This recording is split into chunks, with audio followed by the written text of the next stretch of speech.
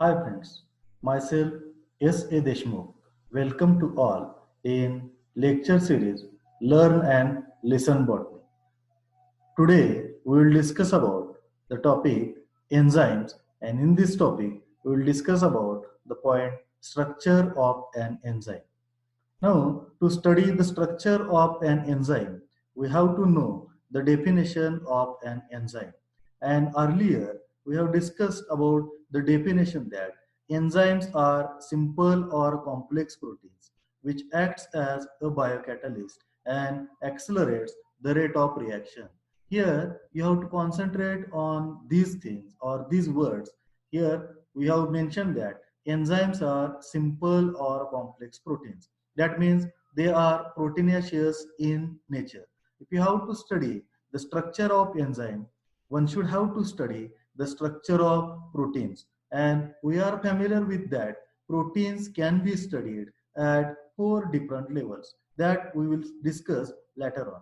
Here in the diagram, you are observing a thread-like structure, that is blue colored thread-like structure upon which certain dots or spots are there. They have been indicated by pink color.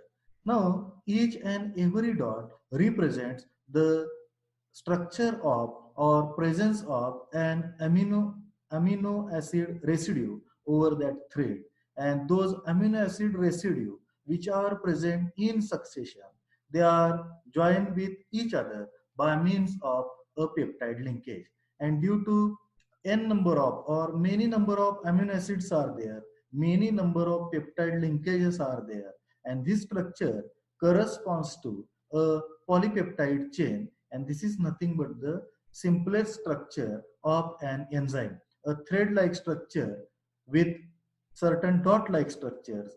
Thread-like structure represents polypeptide chain, and dot-like structure represents the structure of amino acid. By observing this diagram, we can mention that enzymes are polymers and they are derived by union of many monomeric units, and those monomeric units, they are nothing but the amino acids. That's why enzymes are polymers of amino acids. Now each and every amino acid or two successive amino acids, they are linked by means of peptide bonds, and they form a backbone in the structure of an enzyme. Again, we are familiar with the general statement that all the enzymes are protein. Here, certain exception is there, and that exception is nothing but the enzyme ribozyme. In next slide, we will discuss about how two amino acids which are present on a polypeptide chain, they get linked with each other. Here, the concept is that the amino acids which are present in succession, they get linked with each other by means of a formation of peptide bond or peptide linkage, that is nothing but the CONH. Now, on right side of your screen, we are observing that two amino acids, general structure of amino acids can be represented by RCNH2H This is the general structure for an amino acid.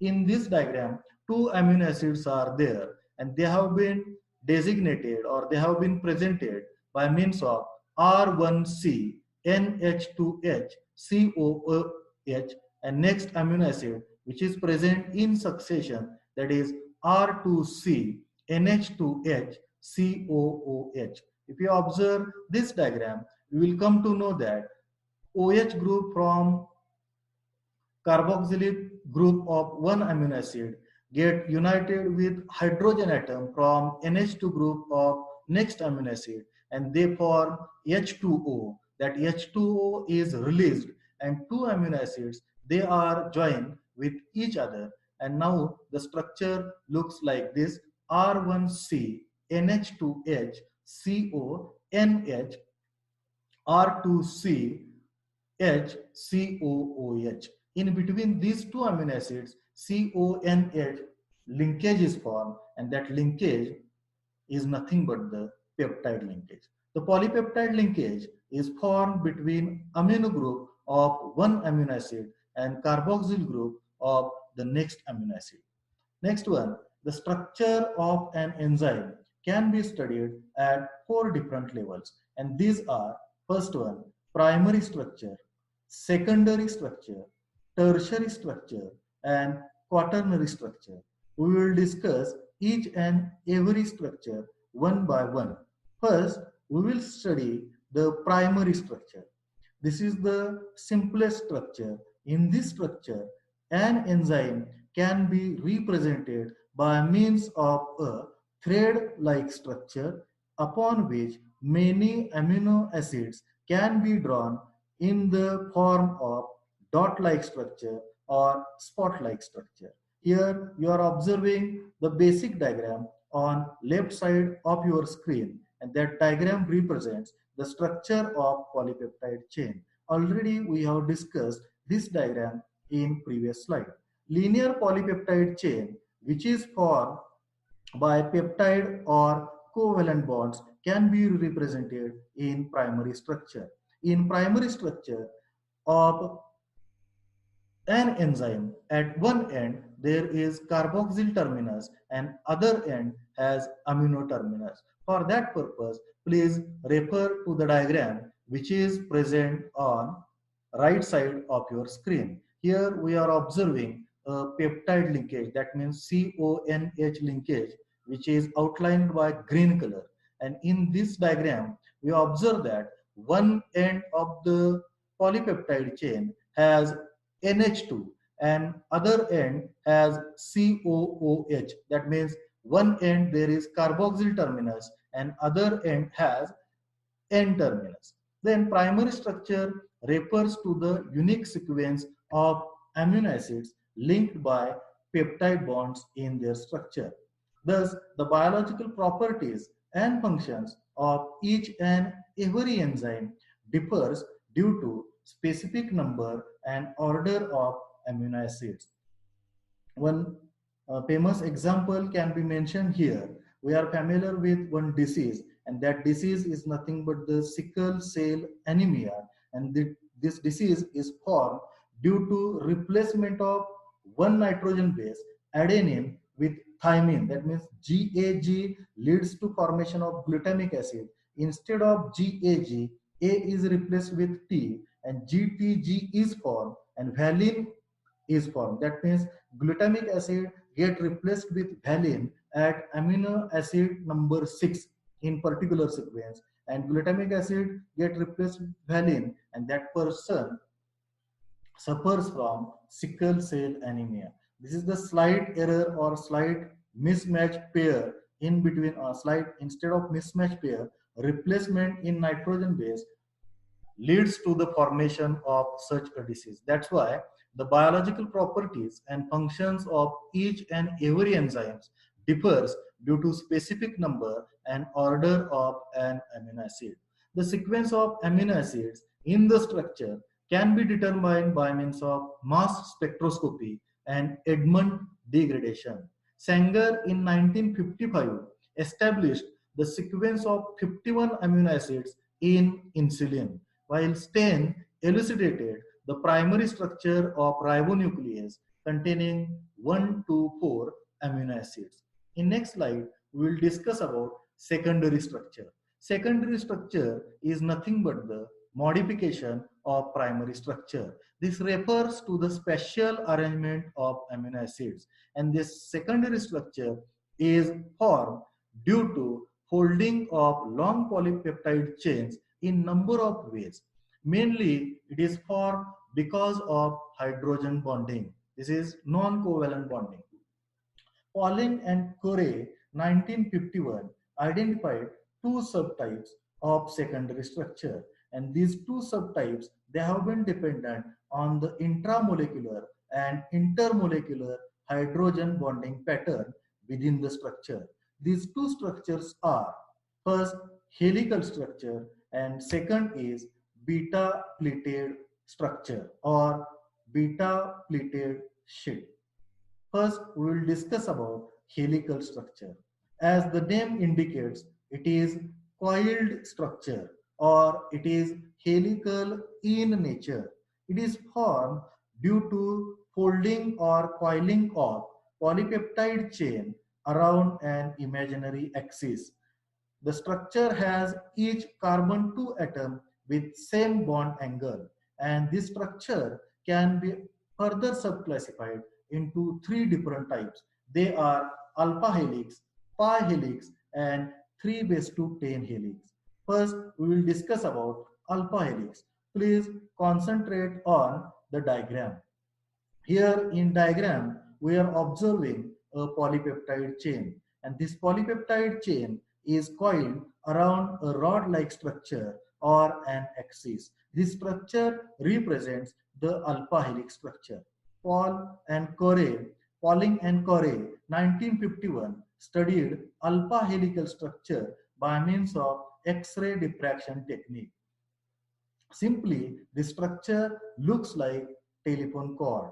Polypeptide chain can form right-handed structure and shows simple twists in alpha carbon to nitrogen and alpha carbon to carboxy carbon bonds.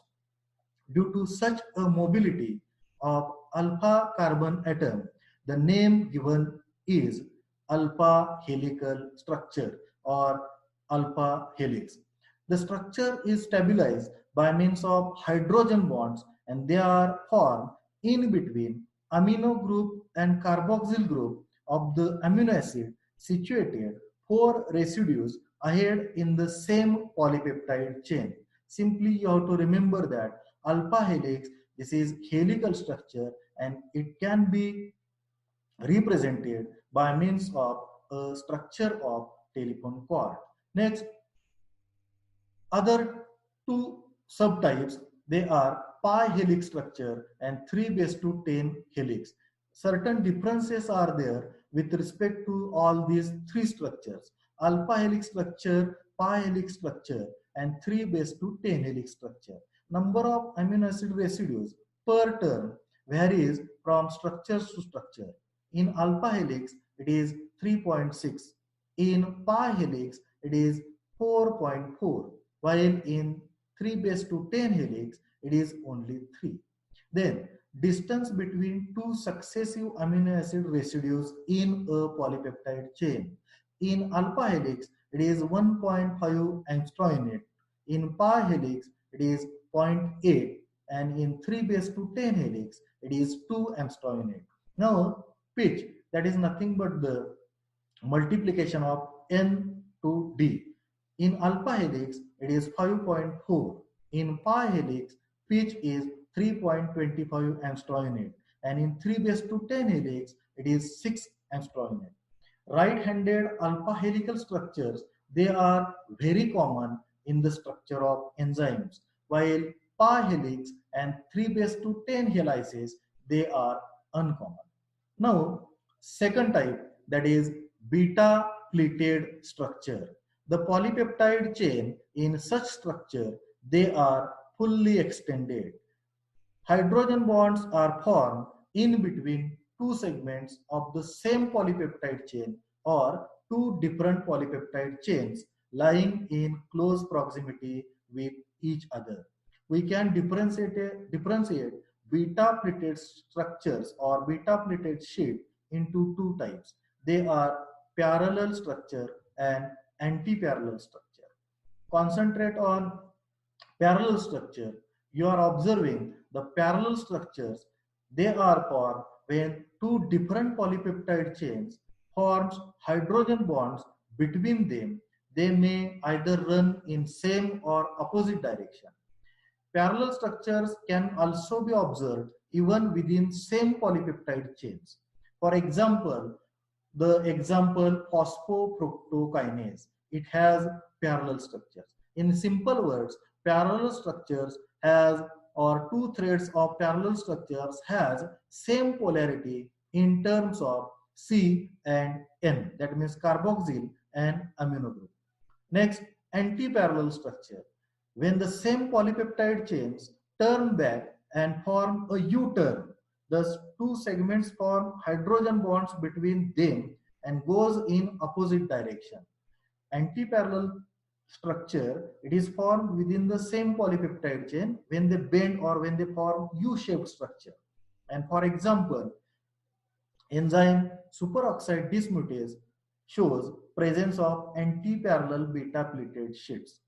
Now, parallel beta structure can also be formed in same polypeptide chain. For that purpose, you have to observe the diagram which is present on right side of your screen. In the diagram which is drawn by means of pink color, you can observe that at certain points due to repeated bending or coiling, two same polypeptide chain may run parallel with each other, and the amino acids present on these two portions or segments, they form or they can form bond within each other. Thus, parallel beta structure can also be formed in same polypeptide chain. Remember one thing, parallel structure, parallel beta plated structure, it has same polarity, while anti-parallel beta plated structure has opposite polarity in terms of carboxyl and amino group. Next, level of structural organization, that is next type, third type is tertiary structure. It is a result of interaction between the side chains of amino acids in the enzyme structure. Long polypeptide chain may get folded itself to form a three-dimensional structure, that is tertiary structure. Now, the tertiary structure, it is stabilized by means of certain types of bonds, and those bonds are hydrogen bonds, ionic bonds, hydrophobic bonds, and disulfide bonds. Just observe the diagram. Here you are observing the polypeptide chain or polypeptide chain which is represented by means of red colored pen, and on that red color structure, thread like structure, orange color spots are there. Those orange color spots represents the structure or presence of amino acid residues, and that red color thread like structure along with orange color spots, it forms a polypeptide. Now, this polypeptide chain, rather to be straight, it is folded or it is coiled. And due to coiling, certain amino acids, they come they come close with each other and they form a bond within themselves. And those bonds are disulfide bonds, hydrogen bonds, electrostatic bonds, or hydrophobic bonds. And such bonding or these bonds, they tend to give stability to this tertiary structure. Now, one important thing is that whenever proteins are denatured, remember this thing, whenever proteins are denatured, the secondary structure might be retained as it is. Remember this statement. Whenever proteins are denatured, the secondary structure may still be retained in the denatured protein. That means in denatured protein, secondary structures can be retained as it is, but it is the tertiary structure which get destabilized. That means whenever protein is denatured, tertiary structure get destabilized, and thus the biological activity of an enzyme get lost. So here we are observing certain bonds, for example, capital A, that is disulfide bond.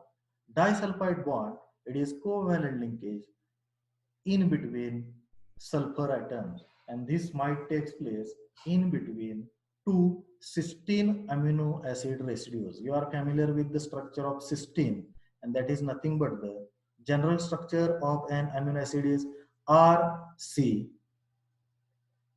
H NH2 COOH. This is the general structure.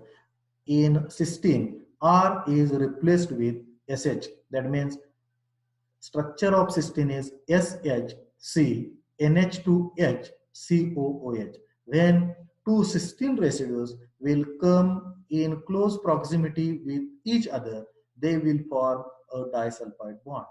Next, capital B, you are observing the letter B, capital B in the diagram.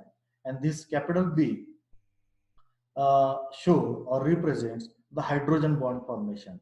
Hydrogen bonds, they are weak in nature, but due to numerous in number, they tend to give the stability to the structure. We know that there are 11 amino acids, for example, serine, threonine, asparagine, glutamine, tryptophan, arginine, lysine, aspartic acid, glutamic acid, tyrosine, and histidine, which can take part in hydrogen bonding. Out of these, side chains of arginine and tryptophan can serve only as hydrogen bond donors. Side chains of serine, threonine, asparagine, and glutamine serve both as acceptors and donors of hydrogen bonds. And the side chains of histidine, tyrosine, aspartic acid, glutamic acid, and lysine can act as both acceptors and donors of hydrogen bonds in a pH dependent manner. This is all about capital B, that means hydrogen bond formation. Next, you are observing capital C, and that is related with the positive and negative charge. That is nothing but the electrostatic or ionic bond. Now, we know that there are positively charged amino acids and negatively charged amino acids. Positively charged amino acids are lysine, arginine, and histidine, while negatively charged amino acids are aspartic acid and glutamic acid. Whenever a positively charged amino acid comes in contact with negatively charged amino acid, they form electrostatic or ionic linkage or bond in between them. Next, hydrophobic bonds. They are formed between non-polar side chains of neutral amino acids. Again, we are familiar with this thing that there are 7 different neutral amino acids. They are glycine, serine, threonine, asparagine, glutamine, cysteine, and tyrosine. They lead to formation of hydrophobic bonds. Remember, one thing is that all these bonds, they give stability to the tertiary structure, and tertiary structure, this is the important structure with respect to structure of enzymes. Next, quaternary structure. This is highest order of structural organization consisting multiple polypeptides. Each chain is designated as subunit. This structure consists several polypeptide chains which are not covalently linked. The structure refers to the spatial arrangement of the subunits with respect to each other. This can be categorized into two, that is homogeneous quaternary structure and heterogeneous quaternary structure. Homogeneous quaternary structure, it possesses all identical subunits, for example, enzyme phosphorylase. And heterogeneous quaternary structure, in its structure, it possesses dissimilar subunit. For example, enzyme hemoglobin. Here we are observing the structure of hemoglobin, and you observe that there are 2 alpha chains and 2 beta chains in the structure. In total, there are 4 chains. Among those, 2 are beta chains and 2 are alpha chains. That's why the structure of hemoglobin is heterogeneous quaternary structure. This is the highest order of structural organization with respect to structure of an enzyme. This is the bibliography from here. The references have been taken. And if you have any questions or queries, you can contact to the given number, cell number, or you can also write to email, and the email is listed below. Here in this slide, you are observing a thread-like structure, then coiled structure, then beta-plated structure, tertiary structure, and last one is the quaternary structure. This single figure which is present on this slide can represent each and every level of structural organization of enzyme. Thank you very much.